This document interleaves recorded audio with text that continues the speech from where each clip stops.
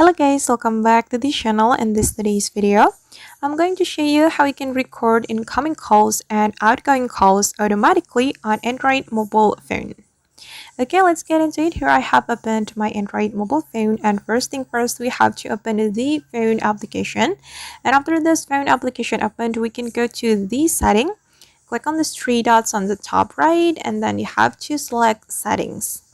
Okay, in the settings, we have to choose the record calls, and here we can activate the auto record calls feature. You just need to click on this toggle button to activate it, and you can click on this auto record calls feature to choose what kind of calls you want to record.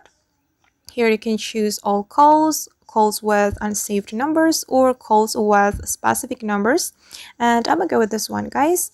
Calls with unsaved numbers. So anytime I get incoming calls from unsaved numbers, the calls will be automatically recorded with my Android mobile phone.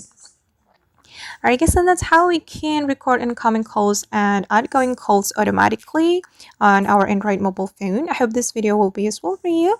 Thank you so much for watching, and if you found this tutorial useful, don't forget to like, comment, share, and also subscribe to this channel. See you in the next video.